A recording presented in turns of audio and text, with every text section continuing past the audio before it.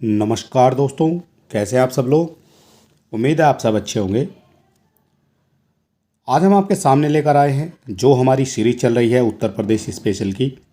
और उत्तर प्रदेश स्पेशल का ये जो वीडियो है, ये जो प्रैक्टिस सेट है, ये हो जाता है 2 नंबर का। इससे पहले हमने उत्तर प्रदेश का एक प्रैक्टिस सेट करा दिया है। अगर वो आपने नहीं देखा है तो आप हमारे चैनल पर विजिट करेंगे, वहाँ पर आपको इससे पहला प्रैक्टिस सेट मिल जाएगा। इसके अलावा हमारे चैनल पर यूपी पीसीएस और आरओ से संबंधित आपको काफ़ी कंटेंट देखने को मिल जाएगा, जिससे आपकी परीक्षा में काफ़ी हेल्प हो जाएगी। और इसमें आपकी जो है मैराथन क्लासें भी देखने को मिल जाएंगी, जिसमें आपकी इंडियन पॉलिटी की मैराथन क्लास है, इंडियन हिस्ट्री की मैराथन क्लास मिल जाएगी देखने को, और एक आपकी इंडियन ज्योग्राफी की भी मैराथन क्लास आपको देखने को मिल जाएगी। इसके अलावा कुछ प्रैक्टिस सेट भी जो आपकी परीक्षा के लिए इंपॉर्टेंट हो जाएंगे, वहाँ पर देखने को आपको मिल जाएंगे। और इसी तरह से हम जो है लगातार प्रयास कर रहे हैं आपको एक अच्छा कंटेंट उपलब्ध कराने के लिए। और चलिए दोस्तों, शुरू करेंगे आज का हमारा इम्पोर्टेंट वीडियो। सारे क्वेश्चन इम्पोर्टेंट हैं और जो भी डिटेल होगी, डिटेल वाइज जो है हम इसको यहाँ पर कवर कराने वाले हैं। ये वो क्वेश्चन हैं जो बार बार आपकी परीक्षाओं में पूछे भी गए हैं और आगे भी जो है इसी तरह के क्वेश्चन आपसे पूछे जाते रहेंगे। तो चलिए देर बिल्कुल नहीं करेंगे, शुरू करेंगे आज का हमारा इम्पोर्टेंट वीडियो। सारे क्वेश्चनों को आपको देख लेना है। और सबसे बड़ी बात है कि अगर आप इसकी पीडीएफ लेना चाहते हैं तो आप हमारे टेलीग्राम चैनल से जुड़ सकते हैं। टेलीग्राम का लिंक आपको डिस्क्रिप्शन में मिल जाएगा, वहाँ पर आपको सारी क्लासों की फ्री पीडीएफ उपलब्ध कराई जाती है। तो चलिए शुरू करेंगे आज का हमारा इम्पोर्टेंट वीडियो और 51 से यहाँ पर हम शुरुआत करेंगे। तो सबसे पहला जो क्वेश्चन है आज की वीडियो का, ये हो जाता है सुरहा ताल पक्षी विहार अवस्थित है। जो आपका सुरहाताल पक्षी विहार है, ये कहाँ पर अवस्थित है। 4 ऑप्शन यहाँ पर आपको दिए गए हैं: आजमगढ़, हरदोई, प्रतापगढ़ और बलिया। अगर आप किसी क्वेश्चन का आंसर जानते हैं तो आप हमें कमेंट बॉक्स में लिख भी सकते हैं और अपनी तैयारी को परख भी सकते हैं। फिलहाल इस क्वेश्चन का जो करेक्ट आंसर है वो हो जाता है यहाँ पर बलिया। ठीक है, तो सुरहा ताल पक्षी विहार ये आपका बलिया जिले में हो जाता है। सबसे इम्पोर्टेंट जो आपके लिए हो जाता है कि इस सुरहा ताल की जो स्थापना है वो कब हुई है। स्थापना से क्वेश्चन दिया जाता है, मैचिंग करने के लिए क्वेश्चन दिया जाता है, तो वहाँ पर आपको इसकी स्थापना भी पूछी जाती है। तो इसकी जो स्थापना है वो हो जाती है 1991 में। ठीक है, ईयर बिल्कुल आपको यहाँ पर याद रखना पड़ेगा, ईयर से भी आपके क्वेश्चन बनते हैं।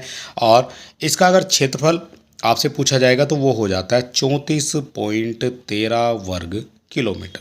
ठीक है, तो 34.13 वर्ग किलोमीटर का इसका जो क्षेत्रफल है वो हो जाता है। और ये है सुरहा ताल पक्षी विहार जो उत्तर प्रदेश के बलिया जिले में स्थित है। अगला क्वेश्चन हो जाएगा यहाँ पर, गंगा नदी उत्तर प्रदेश में किस जनपद से प्रवेश करती है। कई बार क्वेश्चन ये देखा गया है आपकी परीक्षा में, जो गंगा नदी है उत्तर प्रदेश के किस जनपद से प्रवेश करती है और किस जनपद से वो जो है बाहर निकलती है उत्तर प्रदेश से। तो ये जो हमारा पूरा यहाँ पर इस तरह से कुछ यूपी हो जाता है। ठीक है, ये आपका यहाँ पर यूपी ऐसे माना जाएगा। और यहाँ पर जो प्रवेश करेगी तो यहाँ पर सबसे पहले आपको देखने को मिलेगा बिजनौर जिला। ठीक है, तो बिजनौर कहाँ है, ऑप्शन नंबर ए में दिया गया है आपका बिजनौर। तो गंगा नदी बिजनौर में एंटर करेगी और ये जाते हुए यहाँ पर आपकी जो यमुना नदी से भी मिल जाएगी और ये जाते हुए जो है फिर यहाँ पर बलिया ज़िले से जो है ये बाहर निकल जाएगी। तो एंटर जो कर रही है वो कर रही है बिजनौर ज़िले में और जो बाहर निकल रही है वो निकल रही है बलिया ज़िले से। तो दोनों क्वेश्चन यहाँ पर आपके बनते हैं आपकी परीक्षा में। और क्या क्या इंपॉर्टेंट हो जाता है यहाँ पर वो भी बताएंगे। तो गंगा नदी के बारे में इंपॉर्टेंट ये हो जाएगा कि उत्तर प्रदेश के कितने ज़िलों से होकर ये बहती है गंगा नदी। ठीक है, तो आपको ये भी पता होना चाहिए कितने ज़िलों से होकर बहती है। तो यहाँ पर बता दिया गया 28 जो है ज़िले हो जाते हैं जिनसे होकर उत्तर प्रदेश में गंगा नदी बहती है। और इसके जो कुछ इम्पोर्टेंट जो नगर हैं जो किनारे पर पूछे जाते हैं आपकी परीक्षा में कि गंगा नदी के किनारे पर कौन सा शहर है, तो मुख्य जो शहर हो जाते हैं उनमें आपका उत्तर प्रदेश का प्रयागराज है, वाराणसी है, कानपुर है, एक कन्नौज भी आपका आ जाता है, मिर्ज़ापुर, गाजीपुर, बलिया। ठीक है, तो 28 ज़िले हैं लेकिन जो मुख्य हैं वो आपके यही है जो हमने बताए हैं वो हो जाते हैं। और एक चीज़ आपको यहाँ पर और याद रखनी है, 2008 में गंगा नदी को भारत की राष्ट्रीय नदी भी घोषित कर दिया गया है। तो कब किया गया है, तो ये ईयर आपको यहाँ पर याद रखना पड़ेगा। 2008 में किया गया है, ये गंगा नदी को राष्ट्रीय नदी घोषित कर दिया गया है। ठीक है, तो ऑप्शन नंबर यहाँ पर जो आपका करेक्ट हुआ है वो हुआ है ऑप्शन नंबर ए। ठीक है, विद डिटेल जो है हम सारे क्वेश्चन यहाँ पर जानने वाले हैं। अगला क्वेश्चन हमारा बनता है, निम्नलिखित में से कौन सा रामसर स्थल उत्तर प्रदेश में स्थित नहीं है। कौन सा रामसर स्थल है जो उत्तर प्रदेश में स्थित नहीं है। रामसर स्थल की जो डिटेल है, कितने रामसर स्थल हैं उत्तर प्रदेश में, कितने हैं आपके भारत में, और कौन कौन से हैं उत्तर प्रदेश में, वो भी सब हम आपको यहाँ पर दिखाने वाले हैं। फिलहाल इस क्वेश्चन का अगर आप आंसर जानते हैं तो आप हमें बता सकते हैं कमेंट बॉक्स में, कौन सा रामसर स्थल उत्तर प्रदेश में स्थित नहीं है। तो जो आपका सूर सरोवर है ये आपका उत्तर प्रदेश में हो जाता है। और आपसे ये भी पूछा जाएगा जो सूर सरोवर है, तो सूर सरोवर जो है उत्तर प्रदेश के आगरा में स्थित हो जाता है। ठीक है, शहर आपको यहाँ पर याद रखने पड़ेंगे। समसपुर पक्षी अभयारण्य ये आपका हो जाता है रायबरेली में। कहाँ हो जाएगा, रायबरेली में हो जाएगा समसपुर पक्षी अभयारण्य। सरसई की बात करते हैं तो जो सरसई नावर झील है ये कहाँ हो जाएगी, तो सरसई नावर झील जो है ये आपकी हो जाती है इटावा में। ठीक है, ये भी आपका हो जाता है। और एक आपकी बचती है सूरीसर मानसर झील, ये आपके उत्तर प्रदेश में नहीं है। तो जो सूरीसर मानसर झील है ये उत्तर प्रदेश में नहीं है, ये कहाँ हो जाएगी, तो ये हो जाती है आपकी जम्मू एंड कश्मीर में। ठीक है, सारी चीज़ें आपको यहाँ पर बता दी गई हैं। सूर सरोवर आगरा में है, समसपुर रायबरेली में है, सरसई नावर जो है ये आपका इटावा में हो जाएगा। ठीक है, ये तो हो गया है इस क्वेश्चन का आंसर। अब इम्पोर्टेंट क्या है आपकी परीक्षा के लिए, आपसे क्या पूछा जाएगा आपकी परीक्षा में, तो आपसे पूछा जाएगा फरवरी 2025 तक उत्तर प्रदेश में कितने रामसर स्थल हैं। ठीक है, तो 10 रामसर स्थल हो जाते हैं। और ये जो डाटा है बिल्कुल अपडेटेड है, सारा जो कंटेंट है वो आपको अपडेट ही मिलने वाला है। और डेट का आपको पता लग गया होगा, लगभग जून के आसपास जो है आपके परीक्षा की तिथि घोषित होने की संभावना पूरी जताई जा रही है। ऐसा जो है आयोग से जो है इन्फॉर्मेशन मिल रही है। ठीक है, तो आयोग की इन्फॉर्मेशन के अनुसार जो है, जो अभी अंदर खाने बात चल रही है, तो जून के आसपास जो है आपका एग्ज़ाम की डेट आने वाली है। ठीक है, तो उस पर जो है अभी काम चल रहा है। और जून तक जो है आपको अपनी तैयारी भरपूर कर लेनी है। जून में अभी जो है आपके पास जो है लगभग 3 महीने के आसपास का समय आपके पास बचता है, क्योंकि मार्च, अप्रैल, मई और जून। ठीक है, तो जून में कभी भी आपका एग्ज़ाम हो सकता है, 1 तारीख से और 30 तारीख तक कभी भी आपका एग्ज़ाम हो सकता है जून में। तो आप मान के चलिए 2.5 से 3 महीने ही आपके पास जो है अभी बचे हुए हैं। और इनमें आपको किस लेवल की तैयारी करनी है ये तो आप सभी जानते हैं। ठीक है, आप मैराथन लीजिए, किताबें पढ़िए, किताबें पढ़ने का तो समय अब नहीं है, टेस्ट लगाइए। ठीक है, तो आपको जो है मेहनत जितनी करेंगे वो ही आपकी जो है रंग लाने वाली है आपकी परीक्षा में। ठीक है, और ये जो आपको अपडेट कंटेंट है उससे हम आपको अवगत कराते रहेंगे। हम हमेशा जो है आपकी भलाई के लिए काम करते हैं, तो हमेशा जो है अच्छे कंटेंट पर हम काम करते हैं। तो यहाँ पर जो 10 रामसर स्थल हैं उत्तर प्रदेश के, उनमें कौन कौन से हो जाते हैं, नाम आपको पता होना चाहिए, ये भी आपसे पूछ लिया जाता है। तो एक आपका हो जाता है ऊपरी गंगा नहर, नवाबगंज हो जाता है उन्नाव में, पार्वती अरगा ये गोंडा में हो जाता है। ये जो क्वेश्चन है ये आपको दिए जाते हैं मैचिंग करने के लिए।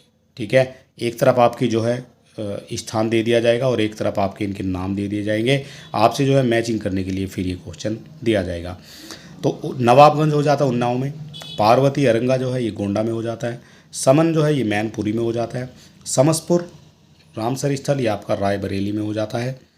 इसके अलावा कुछ और है, जैसे सांडी हो जाता है ये आपका हरदोई में है, सरसई नावर ये आपका इटावा में, हम आपको पहले ही बता चुके हैं।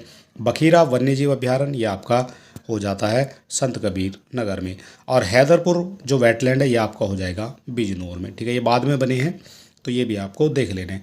टोटल यहाँ पर जो है 10 जो है रामसर स्थल आपको देखने को मिल जाएंगे। 10वां कौन सा है वो भी हम आपको बताएंगे।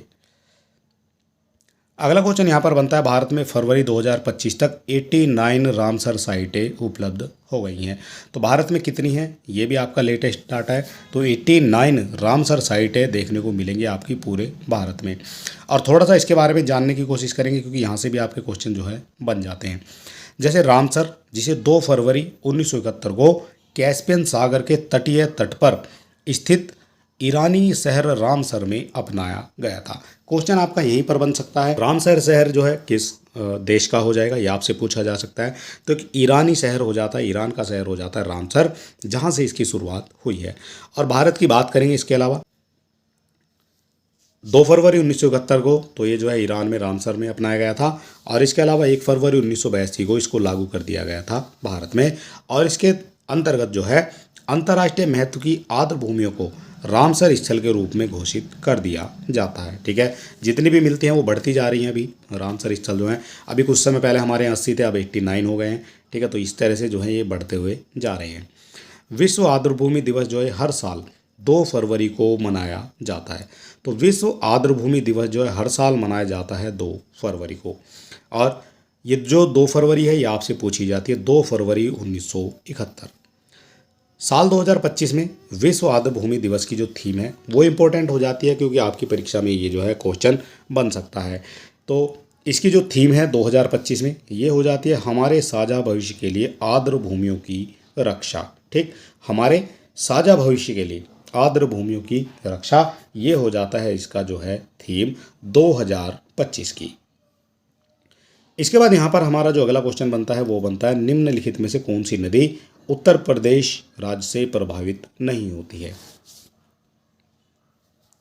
उत्तर प्रदेश राज्य से प्रभावित नहीं होती है, ये आपको बताना है।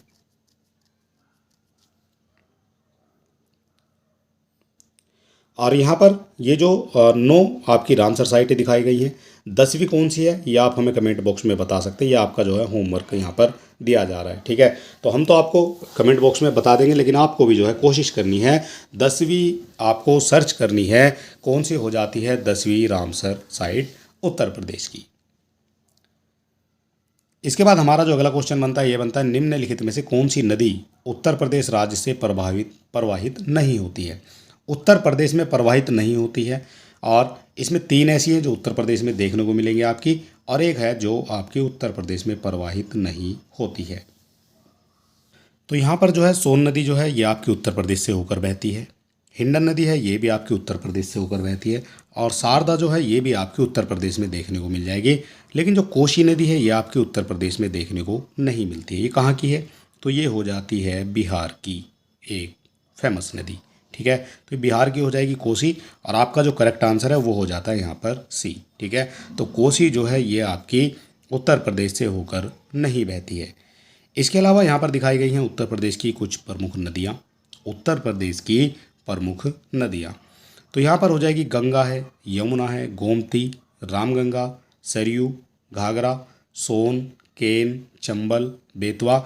ये जो उत्तर प्रदेश की प्रमुख नदियाँ, इनके अलावा भी हैं, लेकिन जो आपसे क्वेश्चन में पूछी जाती है यही आपसे पूछी जाती हैं। अगला क्वेश्चन बनता है निम्नलिखित में से कौन सा एक सही सुमेलित नहीं है। यहाँ पर बताना है कौन सा सही सुमेलित आपका नहीं दिया गया है। तो सोज झील जो है ये आपकी कहाँ देखने को मिलेगी, तो ये मिल जाती है मैनपुरी में, तो ये तो आपका यहाँ पर करेक्ट हो जाएगा। जो आपकी सेखा झील है ये आपकी अलीगढ़ में देखने को मिल जाएगी। बखीरा झील आपकी संत कबीर नगर में देखने को मिलती है, और सरसई जो है ये आपकी आगरा में देखने को नहीं मिलेगी। तो सरसई झील कहाँ मिलेगी देखने को, तो सरसई जो झील है ये मिलती है देखने को इटावा में।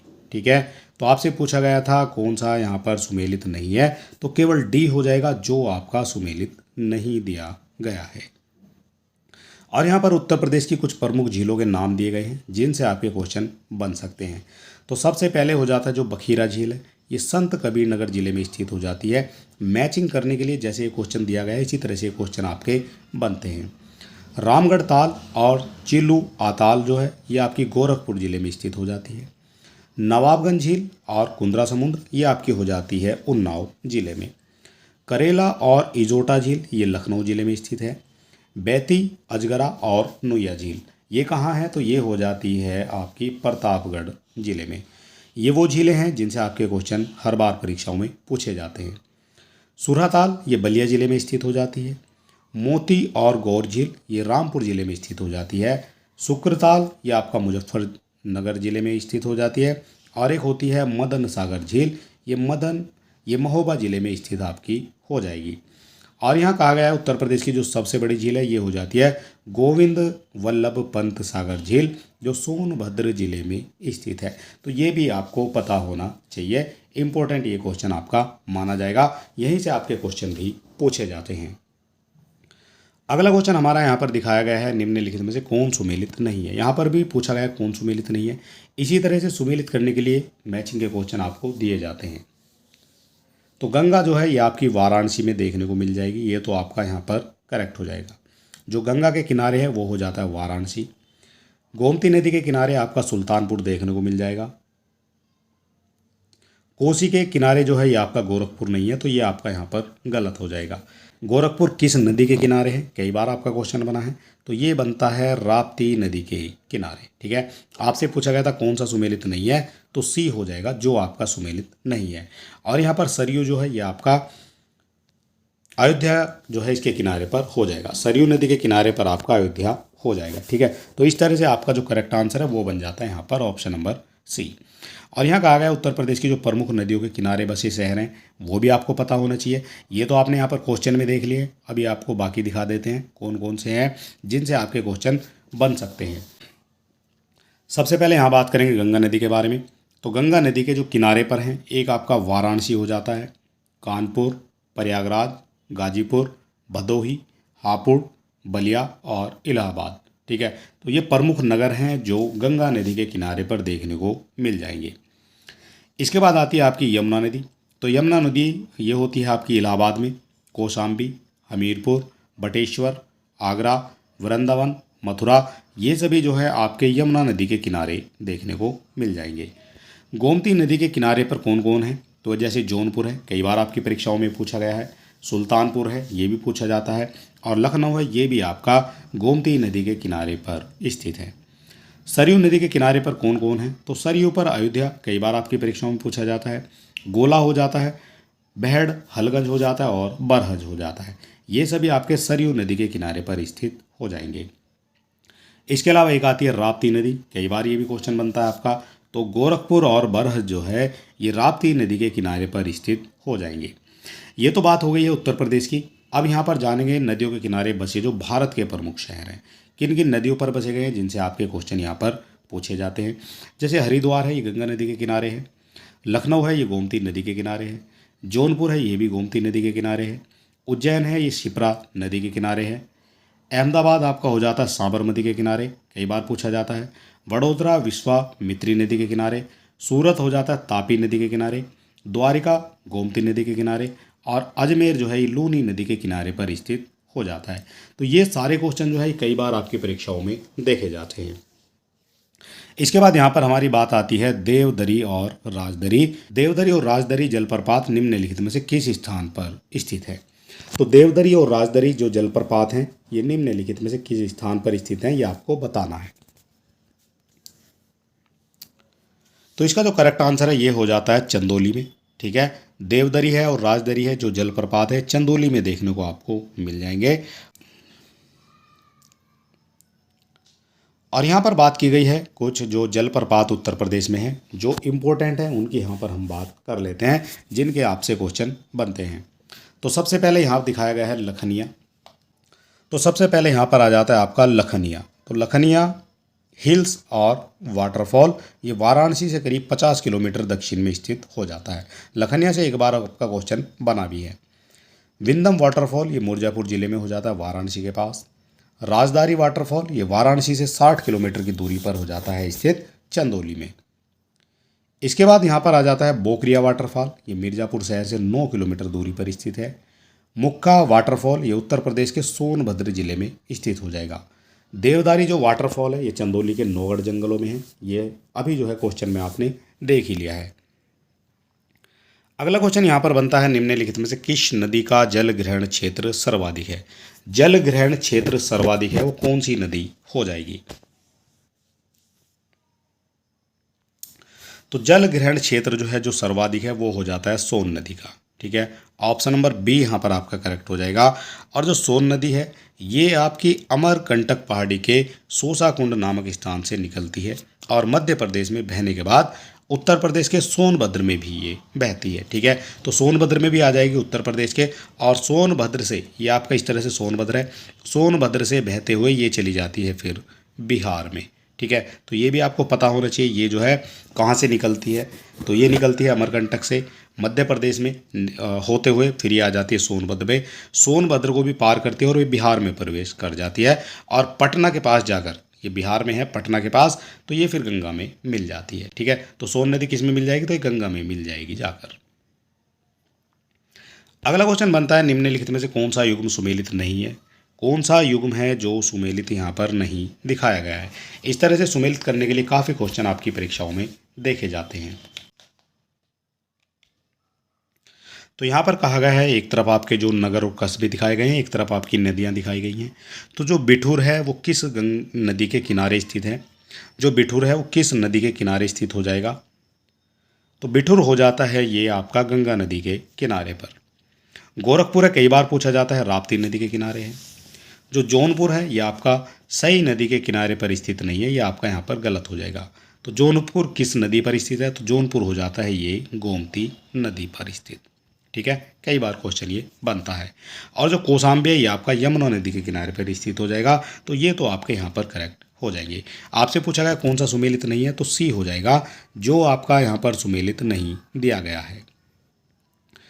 कमेंट बॉक्स में आप हमें बता सकते हैं क्वेश्चन आपको किस तरह के लग रहे हैं, लेवल क्या है क्वेश्चन का। ठीक है, और फ्री पीडीएफ पाने के लिए इसकी आप हमारे टेलीग्राम चैनल से जुड़ सकते हैं। और इसी तरह का जो कंटेंट है, बेहतरीन कंटेंट, जो लेटेस्ट अपडेटेड कंटेंट है, वो केवल हम यहाँ पर आपके सामने लेकर आते हैं। अगला क्वेश्चन बनता है सूची 1 को सूची 2 से सुमेलित कीजिए और नीचे दिए कूट से सही उत्तर का चयन करिए। एक तरफ आपके यहाँ पर भी नगर दिए गए हैं और एक तरफ आपकी नदियाँ दी गई हैं। इसी तरह के क्वेश्चन हर बार परीक्षाओं में पूछे भी जाते हैं। तो सबसे पहले आपको बताना है जो चित्रकूट है वो किस नदी के किनारे पर स्थित है। चित्रकूट यह आपका मंदाकिनी नदी के किनारे पर स्थित हो जाता है। जौनपुर हमने आपको बताया, जौनपुर जो है गोमती नदी के किनारे पर स्थित हो जाएगा। मथुरा जो है ये दिल्ली से निकलते हुए मथुरा जो है यमुना नदी के किनारे स्थित हो जाती है। ठीक है, मथुरा जो है यमुना नदी के किनारे पर स्थित है और अयोध्या ये सरयू नदी के किनारे पर स्थित हो जाएगा। तो इस तरह से आपको बताना है कौन सा यहाँ पर जो है, तो इस तरह से एक आपका 4 हो जाएगा और एक का 4 आपका 2 ही ऑप्शन में दिया गया है, तो 2 तो आपके यहाँ पर एलिमिनेट हो जाते हैं। बी का 2 हो जाएगा और बी का जो 2 है वो दिया गया है आपका ऑप्शन नंबर बी में। ठीक है, और यही आपका करेक्ट आंसर माना जाएगा। ए का 4 है, बी का 2 है, सी का 1 है और डी का 3 है। ठीक है, तो ये यहाँ पर आपका करेक्ट आंसर माना जाएगा ऑप्शन नंबर बी। अगला क्वेश्चन यहाँ पर आपका बनता है उत्तर प्रदेश कृषि अनुसंधान परिषद निम्नलिखित में से किस स्थान पर स्थित है। उत्तर प्रदेश कृषि अनुसंधान परिषद ये स्थित हो जाता है आपका लखनऊ में।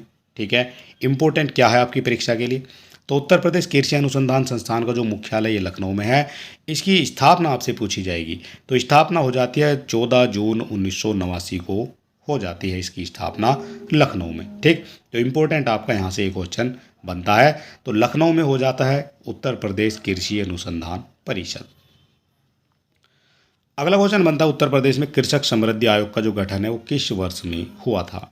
कृषक समृद्धि आयोग का गठन तो ये हो जाता है आपका 2017 में। ठीक है, 2017 यानी अभी हाल फिलहाल की ये बात है। 2017 में गठन किया गया है कृषक समृद्धि आयोग का, और इसके बारे में थोड़ा सा जानने की कोशिश करेंगे यहाँ पर। तो अप्रैल 2017 में उत्तर प्रदेश की सत्ता में आने के बाद मुख्यमंत्री योगी आदित्यनाथ ने कृषक समृद्धि आयोग का गठन किया था और आयोग का जो लक्ष्य था वो था 2022 तक किसानों की आमदनी को दोगुना करना। और राज्यपाल की अनुमति से आयोग के जो अध्यक्ष हैं वो मुख्यमंत्री योगी आदित्यनाथ हैं। ठीक है, यानी कि इस आयोग के जो अध्यक्ष हैं वो मुख्यमंत्री को ही माना जाएगा। ठीक है, तो ये आप सारी चीज़ें आपको यहाँ पर समझते हुए चलना है। इसके बाद हमारा बनता है यहाँ पर उत्तर प्रदेश के लिए निम्नलिखित कथनों में से कौन से कथन सही हैं। उत्तर प्रदेश के लिए कौन से कथन सही हैं ये आपको बताना है।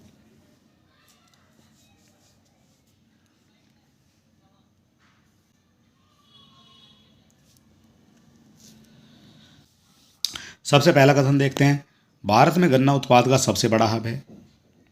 तो भारत में गन्ना उत्पाद का सबसे बड़ा हब है उत्तर प्रदेश, तो ये तो आपका यहाँ पर करेक्ट हो जाएगा। पहला जो है ये आपका करेक्ट हो गया है।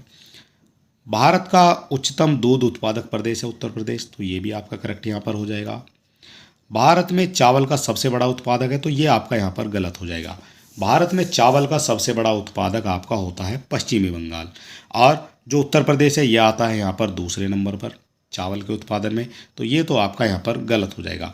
अब आपसे पूछा गया कौन सा यहाँ पर सही है, तो 1 और 2 आपके सही हैं और बाकी आपके यहाँ पर गलत हैं। तो 1 और 2 किस में दिए गए हैं, तो 1 और 2 दिए गए हैं ऑप्शन नंबर डी में।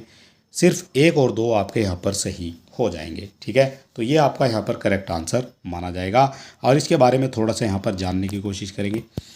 उत्तर प्रदेश में होने वाले जो प्रमुख उत्पादन हैं कौन कौन से हो जाते हैं, थोड़ा सा जान लेना चाहिए। तो सबसे पहले हो जाता है जो खाद्यान्न में, उत्तर प्रदेश में चावल, गेहूं, मक्का, बाजरा, चना, मटर और मसूर की खेती भी होती है। तो ये है खाद्यान्न के मामले में। अब यहाँ बात की गई है गन्ने की। तो उत्तर प्रदेश में गन्ने का जो उत्पादन है ये भारत में सबसे ज़्यादा होता है। कहाँ होता है, ये होता है आपका भारत में गन्ने का उत्पादन सबसे ज़्यादा होता है उत्तर प्रदेश में। दूध की बात करेंगे तो दूध उत्तर प्रदेश का जो है सबसे बड़ा दुग्ध उत्पादक राज्य माना जाता है भारत का, ठीक है। तो उत्तर प्रदेश का जो दुग्ध उत्पादन में स्थान है वो है प्रथम।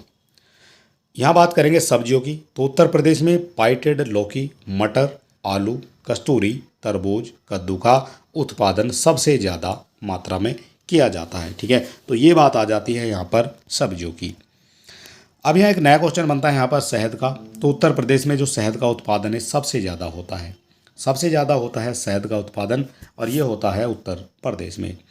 इसके बाद चीनी की बात करते हैं, तो उत्तर प्रदेश में चीनी का जो उत्पादन है भारत में सबसे ज़्यादा ये होता है उत्तर प्रदेश में। या पूरे भारत में जो चीनी का उत्पादन है ये आपका उत्तर प्रदेश में सबसे ज़्यादा होता है। इसके बाद यहाँ पर आ जाता है हमारा अगला क्वेश्चन, और क्वेश्चन क्या कहता है, उत्तर प्रदेश में रानी लक्ष्मीबाई केंद्रीय कृषि विश्वविद्यालय झांसी की स्थापना संसद के अधिनियम के द्वारा किस वर्ष में हुई थी। ये हुई है रानी लक्ष्मीबाई केंद्रीय कृषि विश्वविद्यालय झांसी की स्थापना। तो ये जो स्थापना है ये हो जाती है यहाँ पर 2014 में। ऑप्शन नंबर बी यहाँ पर आपका करेक्ट हो जाएगा। और रानी लक्ष्मीबाई केंद्रीय विश्वविद्यालय की जो स्थापना है ये संसद के केंद्रीय कृषि विश्वविद्यालय अधिनियम 2014 के तहत की गई है। ये भी आपको पता होना चाहिए। इसके बाद यहाँ पर विश्वविद्यालय की बात की गई है तो थोड़ा सा विश्वविद्यालय के बारे में भी जान लेते हैं। उत्तर प्रदेश में 6 केंद्रीय विश्वविद्यालय हैं, ये आप सभी जानते हैं। सबसे पहले आ जाता है बनारस हिंदू विश्वविद्यालय, ये वाराणसी में है। अलीगढ़ मुस्लिम विश्वविद्यालय अलीगढ़ में है। डॉक्टर भीमराव अंबेडकर विश्वविद्यालय ये आपका लखनऊ में है। इलाहाबाद विश्वविद्यालय आपका प्रयागराज में है। राजीव गांधी राष्ट्रीय उड्डयन विश्वविद्यालय ये आपका अमेठी में स्थित हो जाएगा। और एक होता है आपका रानी लक्ष्मीबाई केंद्रीय विश्वविद्यालय, ये होता है आपका झांसी में। तो इस तरह से 6 विश्वविद्यालय आपको देखने को मिल जाएंगे।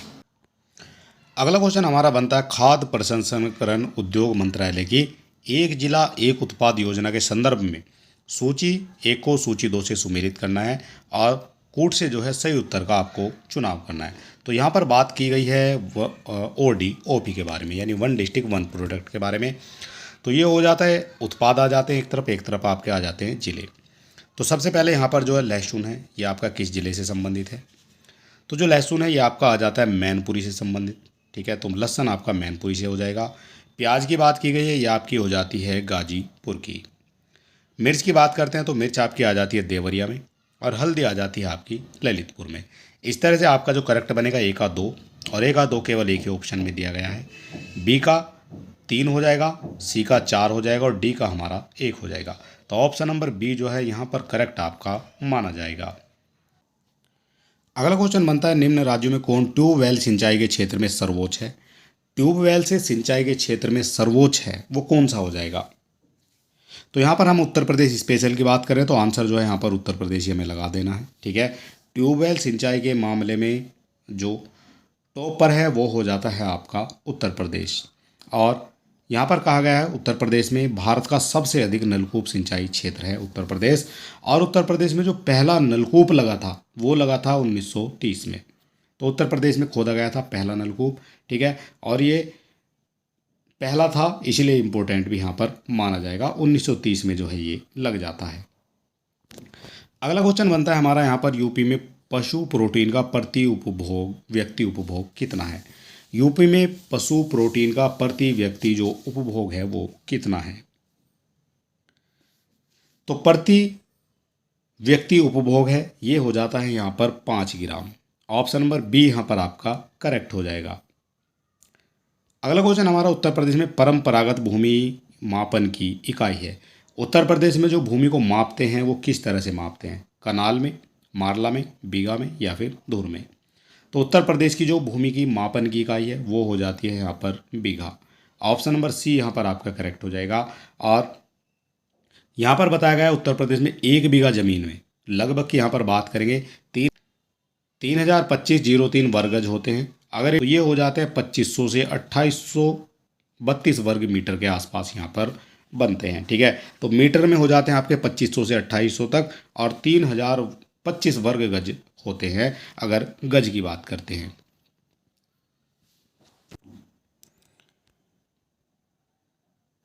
अगला क्वेश्चन हमारा बनता है निम्नलिखित युग्मों में कौन सा युग्म सुमेलित नहीं है? कौन सा हो जाएगा जो सुमेलित यहाँ पर नहीं है? तो यहाँ सबसे पहले बात की गई है IIVR की। इनकी सबकी जो है फुल फॉर्म भी आपको पता होनी चाहिए। फुल फॉर्म हम आपको अभी बताएंगे 1 मिनट बाद। तो फिलहाल यहाँ पर इसका जो करेक्ट आंसर है वो हमें निकाल लेना है। तो IIVR Indian institute of vegetable research, ये आपकी है वाराणसी में, तो ये आपका कानपुर में नहीं है। तो आपका जो करेक्ट आंसर यहाँ पर हो गया है, आपसे पूछा गया कौन सा सुमेलित नहीं है, तो ए हो जाएगा जो आपका सुमेलित यहाँ पर नहीं है। इसके अलावा IIPR ये आपका कानपुर में स्थित हो जाएगा। IVRI इज्जत नगर में हो जाएगा, और IGFRI ये आपका झांसी में हो जाएगा। अब यहाँ पर इनकी सभी की आपको फुल फॉर्म भी पता होनी चाहिए। अब ये तो आपने देख लिया IIVR है, IIPR है, तो ये क्या होता है, तो यहाँ पर जानेंगे इनकी फुल फॉर्म के हिसाब से। और यहाँ कहा गया है जो आपका IIVR है यानी Indian institute of vegetable research, तो ये आपको देखने को मिल जाएगा वाराणसी में। IIPR की बात करते हैं तो Indian institute of pulses research, यानी दालों की यहाँ पर बात करेंगे तो पल्सिस रिसर्च हो जाता है आपका कानपुर में। IVRI यानी इंडियन वेटेनरी रिसर्च इंस्टीट्यूट, ये हो जाता है आपका इज्जत नगर बरेली में। हर बार ये क्वेश्चन आपकी परीक्षाओं में बनते हैं। IGFRI यानी Indian grassland and fodder research institute, ये हो जाता है आपका झांसी में। ठीक है, तो सारी चीज़ें यहाँ पर आपको याद रखनी है। एक क्वेश्चन और बनता है यहाँ पर हमारा, निम्नलिखित में कौन सा एक सुमेलित नहीं है? कौन सा हो जाएगा जो आपका यहाँ पर सुमेलित नहीं है? तो यहाँ पर भी उसी तरह से UPCAR, UPCAR हो जाता है, और ये हो जाता है आपका लखनऊ में। ठीक है, क्या इनको कहा जाता है UPCAR को? तो ये कहा जाता है Uttar Pradesh council of agriculture research. ठीक है, ये हो जाता है आपका लखनऊ में। IARI ये आपका हो जाता है नई दिल्ली में, यानी इंडियन एग्रीकल्चर रिसर्च इंस्टीट्यूट, ये आपका नई दिल्ली में हो जाएगा। IVRI ये हम आपको ऊपर बता चुके हैं, इंडियन वेटेनरी रिसर्च इंस्टीट्यूट, ये आपका जो है कानपुर में नहीं है, ये आपका हो जाता है इज्जत नगर बरेली में। ठीक है, तो इज्जत नगर में ये आपका बरेली में हो जाएगा। आपसे पूछा गया था कौन सा सुमेलित नहीं है, तो सी हो जाएगा जो आपका सुमेलित नहीं है। एक आपका आ जाता है NDRI, ये आपका हो जाता है करनाल में। और NDRI को क्या कहा जाता है, तो ये कहा जाता है नेशनल डेयरी रिसर्च इंस्टीट्यूट। और यहाँ पर इनकी जो फुल फॉर्म है वो भी जो है आपको देख लेनी चाहिए। यहाँ सबसे पहले बात करेंगे मैं उत्तर प्रदेश कृषि अनुसंधान परिषद यानी UPCAR के बारे में। तो ये हो जाता है, इसकी जो फुल फॉर्म है Uttar Pradesh council of agriculture research, और ये लखनऊ में स्थित हो जाएगा। इसके बाद आती है हमारी IARI। ठीक है, तो ये हो जाती है इंडियन एग्रीकल्चर रिसर्च इंस्टीट्यूट, ये हो जाता है आपका नई दिल्ली में। IVRI इसकी फुल फॉर्म हो जाती है इंडियन वेटेनरी रिसर्च इंस्टीट्यूट, और ये उत्तर प्रदेश के बरेली जिले के इज्जत नगर में स्थित हो जाएगा। सारे क्वेश्चन आपसे पूछे जाते हैं मैचिंग में, सुमेलित में, इसी तरह के क्वेश्चन आपसे पूछे गए हैं। NDRI की बात करते हैं तो ये हो जाती है नेशनल डेयरी रिसर्च इंस्टीट्यूट, और ये हो जाती है करनाल हरियाणा में स्थित। ठीक है, और इसकी जो स्थापना है वो हो जाती है 1923 में। सारी चीज़ें आपके यहाँ पर इम्पोर्टेंट जो है दिखाई जा रही हैं। और एक क्वेश्चन बनता है आपका गोकुल पुरस्कार योजना संबंधित है, तो गोकुल पुरस्कार योजना संबंधित है, किससे संबंधित है? तो ये संबंधित हो जाएगी आपकी दुग्ध उत्पादन से। ऑप्शन नंबर बी यहाँ पर आपका करेक्ट हो जाएगा। और बात करेंगे इसके बारे में थोड़ा सा, तो उत्तर प्रदेश प्रादेशिक कोऑपरेटिव डेयरी फेडरेशन लिमिटेड, की ओर से 7 मार्च 2015 को गोकुल पुरस्कार के 63 और नंद बाबा पुरस्कार के 44 लाभार्थियों को पुरस्कृत किया गया है। तो ये अभी हाल फिलहाल की बात है 7 मार्च की। तो 7 मार्च को जो है गोकुल पुरस्कार ये दिया गया है और 63 को गोकुल पुरस्कार दिया गया है और 44 लाभार्थियों को दिया गया है नंद बाबा पुरस्कार। ठीक है, तो ये किससे संबंधित है? तो डेयरी फेडरेशन लिमिटेड हो जाता है, यानी दुग्ध उत्पादन से संबंधित हो जाएगा। इसके बाद हमारा अगला जो क्वेश्चन बनता है ये बनता है यहाँ पर, पहला केंचुआ बीज बैंक कहाँ स्थापित किया गया था? पहला हो जाता है ये कहाँ स्थापित किया गया था? तो ये स्थापित किया गया था आपका इज्जतनगर बरेली में। ऑप्शन नंबर ए यहाँ पर आपका करेक्ट हो जाएगा। पंडित दीनदयाल उपाध्याय पशु चिकित्सा विश्वविद्यालय अवस्थित है। पंडित दीनदयाल उपाध्याय जो आपका पशु चिकित्सा विश्वविद्यालय अवस्थित है, तो ये हो जाता है आपका मथुरा। ठीक है, तो ये कहाँ स्थित है? ये हो जाता है आपका मथुरा में। इसकी स्थापना आपसे पूछी जाएगी, तो इसकी स्थापना हुई है 2001 में। ठीक है, 2001 में मथुरा में इसकी स्थापना की जाती है, ये भी आपको पता होना चाहिए। अगला क्वेश्चन बनता है, उत्तर प्रदेश के निम्नलिखित शहरों में कौन सा मैंगो फूड फेस्टिवल की मेज़बानी करता है? तो ये करता है मैंगो फूड फेस्टिवल की मेज़बानी, और ये कौन करता है? प्रयागराज, लखनऊ, वाराणसी या फिर गोरखपुर। इंपॉर्टेंट क्वेश्चन हो जाएगा ये भी, और इसका जो करेक्ट आंसर है वो हो जाता है लखनऊ। ठीक है, लखनऊ करता है मैंगो फूड फेस्टिवल की मेज़बानी। अगला क्वेश्चन आ जाता है हमारा, उत्तर प्रदेश के निम्नलिखित क्षेत्रों में से किसमें अन्ना प्रथा उस क्षेत्र के कृषि और वानिकी के विकास के लिए अभिशाप साबित हुई है? अन्ना जो प्रथा थी तो वो जो है अभिशाप साबित हुई है, तो ये किस क्षेत्र के लिए साबित हुई है अभिशाप? तो ये जो क्षेत्र हो जाता है ये होता है आपका उत्तर प्रदेश का बुंदेलखंड क्षेत्र।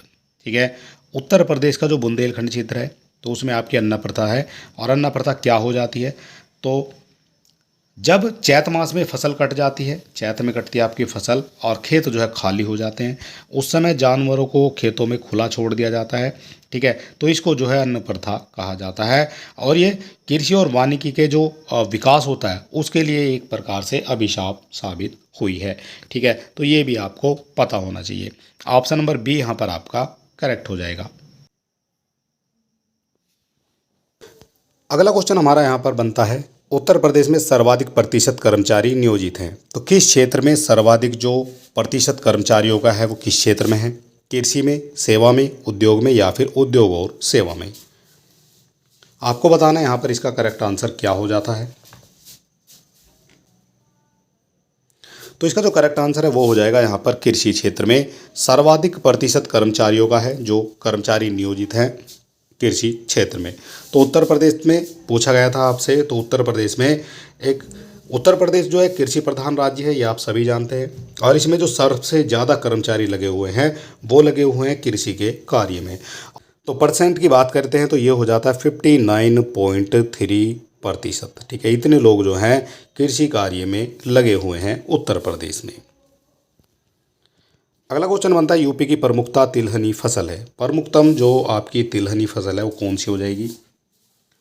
तो उत्तर प्रदेश की जो प्रमुखतम तिलहनी फसलों में आती है, इनमें एक तो आपकी राई आ जाएगी और एक आ जाती है आपकी सरसों। तो इस हिसाब से यहाँ पर आपका जो करेक्ट आंसर है वो हो जाएगा आपका ऑप्शन नंबर सी। ठीक है, और इसमें जो है महत्वपूर्ण जो फसलें होती हैं उसमें तिल भी है, सरसों है, राई है, मूंगफली है, तो ये सभी जो है आपकी तिलहनी फसलों के अंतर्गत आती हैं। ठीक है, तो ऑप्शन नंबर सी यहाँ पर आपका करेक्ट हो जाएगा। उत्तर प्रदेश का कौन सा जनपद दशहरी आम का सर्वोच्च उत्पादक है? दशहरी आम का सर्वोच्च उत्पादक आपसे पूछा गया है। तो दशहरी आम का जो सर्वोच्च उत्पादक है इसमें सबसे पहले आपको देखने को मिल जाएगा लखनऊ। ठीक है, ऑप्शन नंबर बी यहाँ पर आपका करेक्ट हो जाएगा।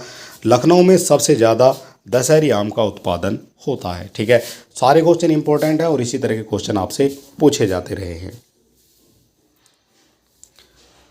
अगला क्वेश्चन हमारा बनता है यहाँ पर, उत्तर प्रदेश में राज्य खेती का मुख्य उद्देश्य है, राज्य खेती का जो मुख्य उद्देश्य है वो क्या है? तो उत्तर प्रदेश में राज्य खेती के जो प्रमुख उद्देश्यों में आपके आ जाते हैं, जैसे शोध कार्य भी होता है, प्रदर्शन कार्य भी होता है और बीज गुणन कार्य भी होता है। ठीक है, तो इस तरह से यहाँ पर ऑप्शन नंबर जो डी है ये आपका करेक्ट माना जाएगा। ठीक है, तो डी हो जाएगा यहाँ पर इसका करेक्ट आंसर, क्योंकि इसमें आपके शोध कार्य, प्रदर्शन कार्य, बीज का कार्य, ये सभी जो है इसके अंतर्गत देखने को आपको मिल जाएंगे। अगला क्वेश्चन बनता है निम्नलिखित में से उत्तर प्रदेश में किस फसल चक्र का क्षेत्रफल अधिक है? किस फसल चक्र का क्षेत्रफल अधिक है उत्तर प्रदेश में? तो उत्तर प्रदेश में धान और गेहूं का, मक्का गेहूं, उड़द गेहूं या फिर मक्का सरसों। तो इसका जो करेक्ट आंसर है वो हो जाता है यहाँ पर ऑप्शन नंबर ए, यानी उत्तर प्रदेश में जो फसल चक्र है वो धान और गेहूं का सबसे ज़्यादा देखने को मिल जाएगा।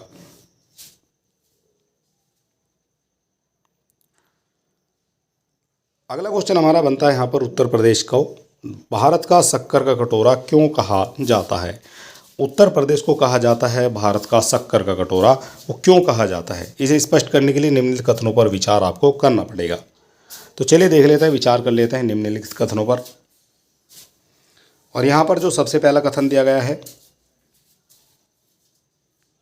ये दिया गया है उत्तर प्रदेश में गन्ने का सर्वाधिक उत्पादन होता है। तो ये तो आपका यहाँ पर करेक्ट माना जाएगा, उत्तर प्रदेश गन्ने का सर्वाधिक उत्पादन करता है।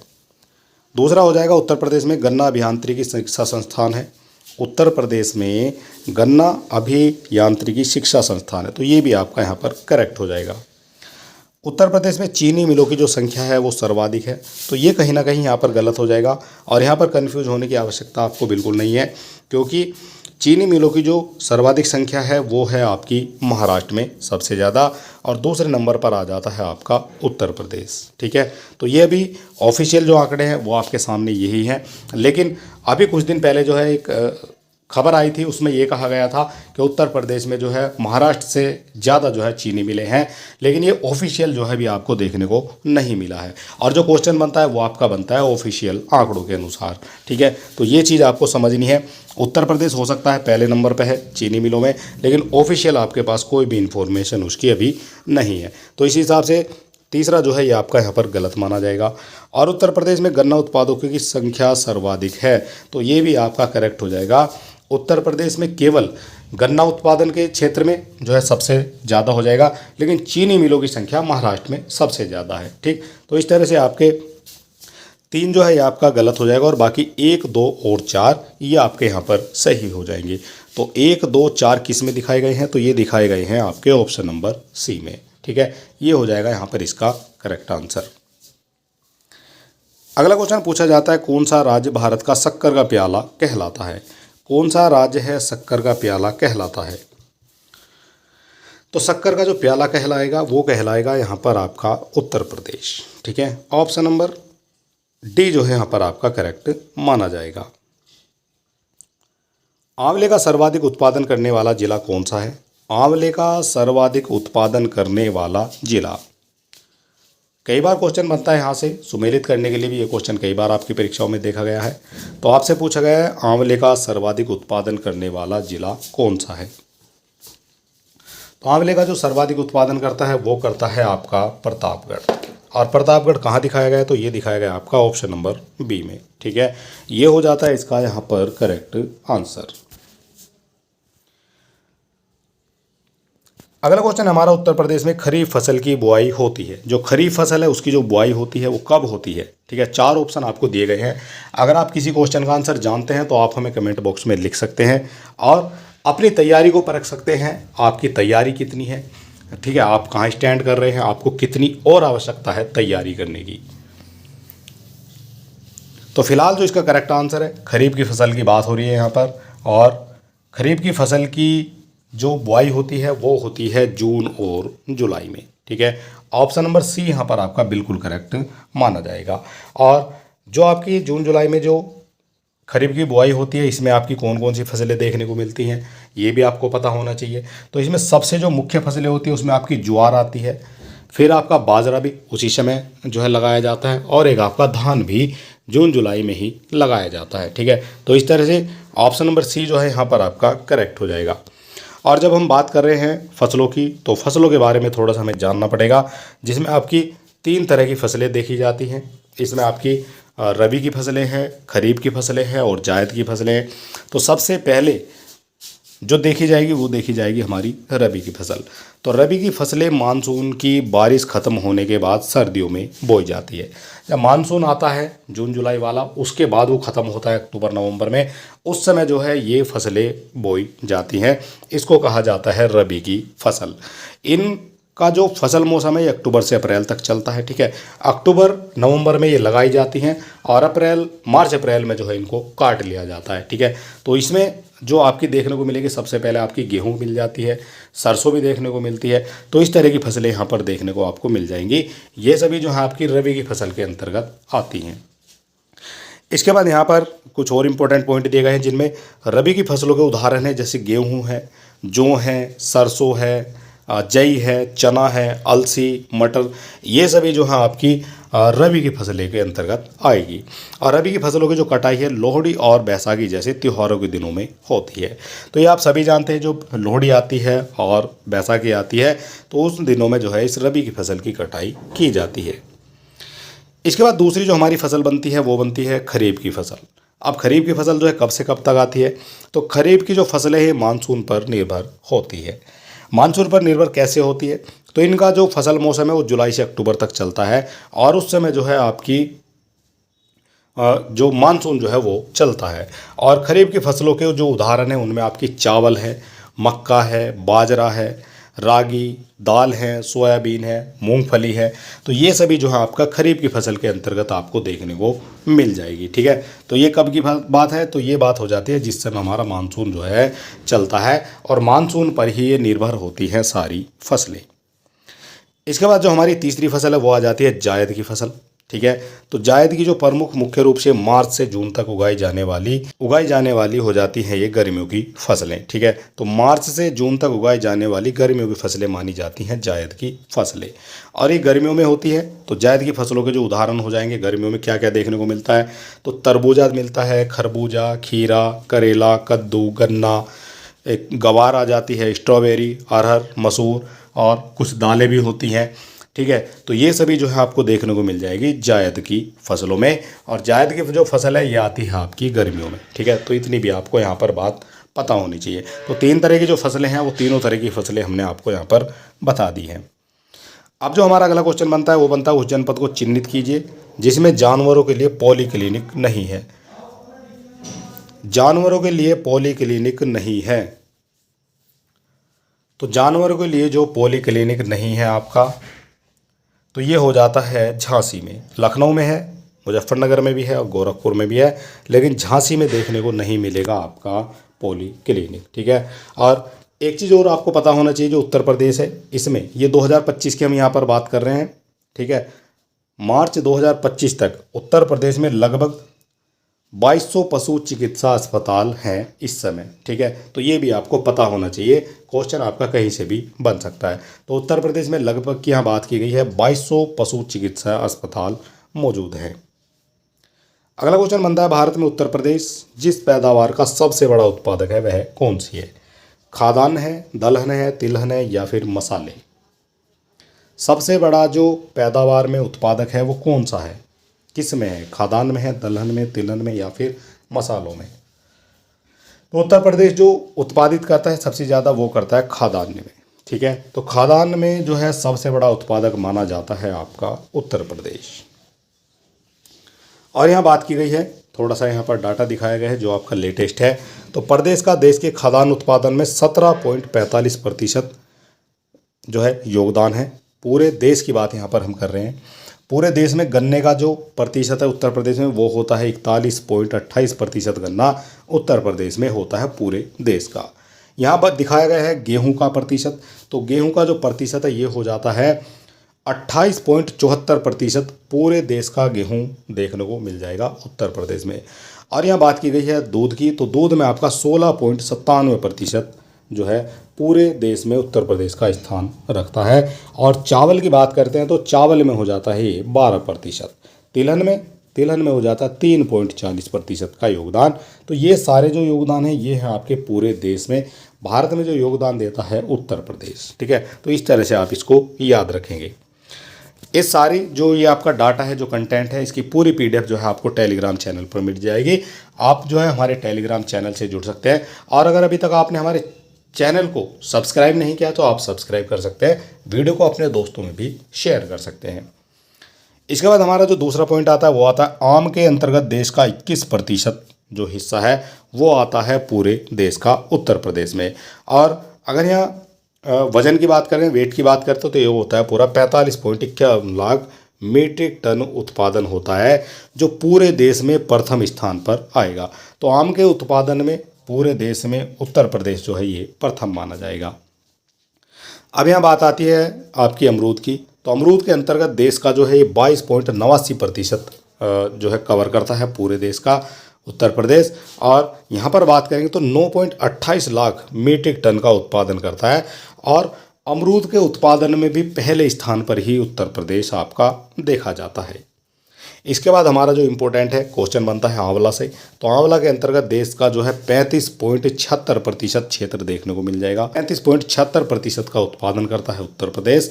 और इसमें जो है 3.84 लाख मीट्रिक टन का उत्पादन भी ये करता है। और आंवले के उत्पादन में भी पहले स्थान पर आ जाता है हमारा उत्तर प्रदेश पूरे भारत में। आलू की यहाँ पर बात की गई है तो देश का 32% जो है ये कवर करता है, ठीक है, उत्पादित करता है पूरे देश का 32%। और 140 लाख मीट्रिक टन का उत्पादन करता है आलू में। तो इसलिए आलू में भी जो है प्रथम स्थान पर आपका आ जाता है हमारा उत्तर प्रदेश। यहाँ बात की गई है साग भाजी के अंतर्गत देश का 15.40% को यहाँ पर कवर किया जाएगा और 283.16 लाख मीट्रिक टन का उत्पादन करेगा। और यहाँ पर भी साग भाजी में भी जो है उत्तर प्रदेश पहले स्थान पर ही आ जाएगा। यहाँ बात की गई है मेथा के अंतर्गत जो आपका देश का 50% है और इसमें से 2.60 लाख लीटर उत्पादन करता है मेथा के अंतर्गत। और इसमें भी जो है आपका प्रथम स्थान पर उत्तर प्रदेश आ जाता है। इम्पोर्टेंट हो जाता है शहद उत्पादन में उत्तर प्रदेश अग्रणी है, ये आपको पता होना चाहिए। इससे एक बार क्वेश्चन बना है शहद उत्पादन में उत्तर प्रदेश का स्थान कौन सा है, ठीक है। तो उत्तर प्रदेश जो है अग्रणी हो जाता है शहद के उत्पादन में। और यहाँ पर आपको समझना है जो उत्तर प्रदेश का खाद्यान्न तथा दुग्ध और मीट का देश में सबसे बड़ा उत्पादक भी माना जाता है, ठीक है। तो दूध में भी जो है नंबर 1 पे है, खाद्यान्न में भी नंबर 1 पे है और जो मीट होता है उसके उत्पादन में भी सबसे बड़ा उत्पादक उत्तर प्रदेश को ही माना जाता है। अगला क्वेश्चन हमारा बनता है उत्तर प्रदेश का प्रमुख वाणिज्य उपज क्या है। उत्तर प्रदेश की प्रमुख वाणिज्य उपज कौन सी है। तो उत्तर प्रदेश की जो वाणिज्य उपज है ये हो जाती है आपकी गन्ना, ठीक है। ये क्वेश्चन कई बार बनता है आपका, गन्ना हो जाती है प्रमुख वाणिज्य फसल। और प्रदेश के कुल कृषि योग्य जो क्षेत्रफल है उसमें 13% भाग पर गन्ने की खेती हमारी की जाती है। टोटल 100% की खेती होती है उत्तर प्रदेश में, उसमें से 13% पर जो है गन्ने की खेती की जाती है उत्तर प्रदेश में, ठीक है। तो ये भी आपको यहाँ पर पता होना चाहिए।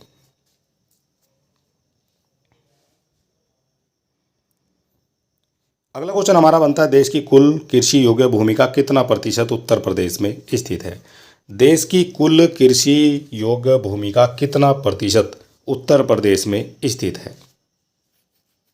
देश की बात हो रही है, कुल कृषि जो है आपसे पूछा गया कृषि का प्रतिशत कितना हो जाएगा। और यहाँ पर इसका जो करेक्ट आंसर है वो हो जाता है लगभग 11%। ऑप्शन नंबर ए जो है यहाँ पर आपका बिल्कुल करेक्ट माना जाएगा, ठीक है। तो देश की कुल कृषि योग्य भूमि का जो 11% है वो उत्तर प्रदेश में स्थित है। और यहाँ पर कुछ जो है यहाँ पर आंकड़े भी दिखाए गए हैं जिनमें आपकी उत्तर प्रदेश में भारत के कुल कृषि योग्य जमीन का 11% हिस्सा हो जाता है। और देश के कुल खाद्यान्न की अगर बात करते हैं तो उसमें जो उत्पादन में उत्तर प्रदेश का जो हिस्सा है वो है लगभग 20%। यानी पूरे देश का जो खाद्यान्न उत्पादन है उसमें 20% से ज़्यादा का जो उत्पादन है वो अकेले उत्तर प्रदेश ही करता है खाद्यान्न में। इसलिए खाद्यान्न उत्पादन में जो है नंबर 1 पर है उत्तर प्रदेश। उत्तर प्रदेश में उगाई गई निम्नलिखित फसलों में से किसकी अवधि न्यूनतम है। न्यूनतम अवधि किसकी है ये आपको बताना है। न्यूनतम की बात हो रही है यानी कम समय में जो आपकी तैयार हो जाती है। तो न्यूनतम अवधि हो जाती है यहाँ पर मूंग की, ठीक है। मूंग की जो अवधि है वो आपकी न्यूनतम हो जाती है, और मूंग जो है ये 60 दिन में जो है फसल पक कर तैयार हो जाती है। और एक नई प्रजाति की खोज की गई है मूंग में, वो जो है लगभग 52 दिन में तैयार हो जाती है। ठीक है, तो सबसे कम समय में जो तैयार होने वाली फसल है वो है आपकी मूंग। ठीक है, तो ये भी आपको याद रखना है। अगला क्वेश्चन बनता है उत्तर प्रदेश में कुल कर्मियों में कृषि में लगे कर्मियों का प्रतिशत लगभग कितना है। कुल कर्मियों की यहाँ पर बात की गई है, उसमें पूछा गया है कि कृषि में लगे कर्मी कितने हैं। ठीक है, तो आपको बताना है यहाँ पर इसका कौन सा करेक्ट आंसर माना जाएगा।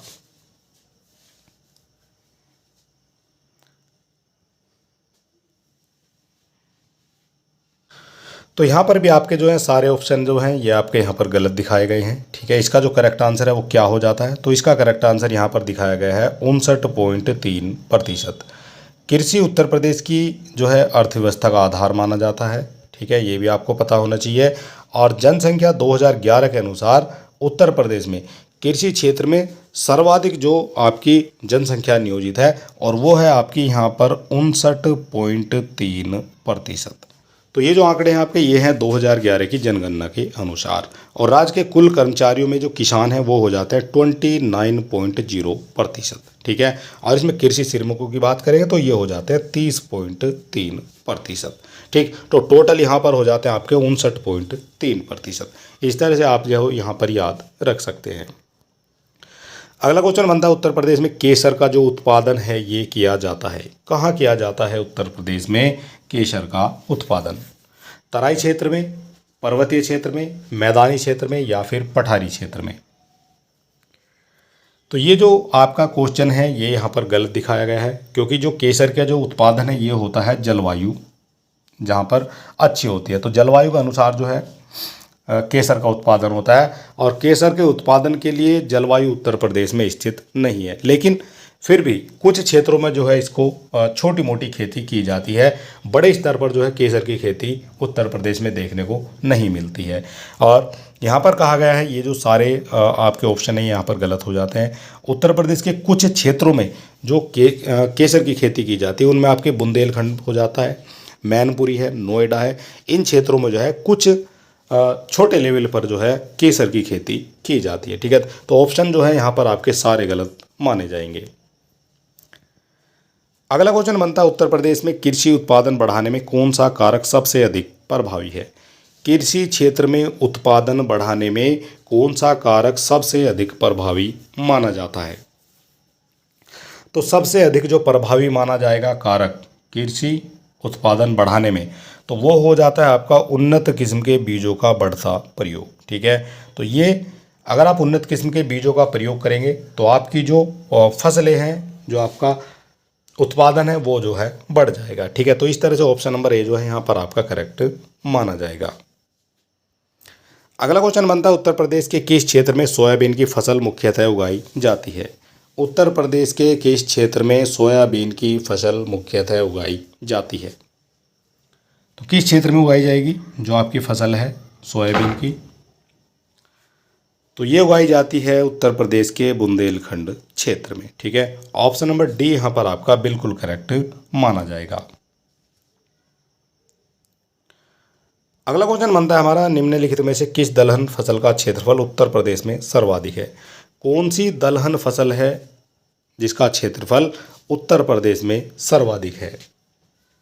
तो सर्वाधिक माना जाता है यहाँ पर चने का क्षेत्रफल। ठीक है, तो चने का क्षेत्रफल यहाँ पर सर्वाधिक माना जाएगा, और चने का जो उत्पादक क्षेत्रों में लगभग 6% जो है हिस्सा कवर करता है आपका उत्तर प्रदेश। पूरे भारत की यहाँ पर बात हो रही है, केवल 6% का जो है उत्पादन करेगा उत्तर प्रदेश। भारत के राज्यों में से उत्तर प्रदेश निम्नलिखित में से किन फसलों का अग्रणी उत्पादक है? किन फसलों में अग्रणी उत्पादक हो जाता है, जो ये फसलें यहाँ पर दी गई हैं उत्तर प्रदेश के बारे में? तो उत्तर प्रदेश में जो सबसे ज़्यादा यहाँ पर देखने को मिलेंगी,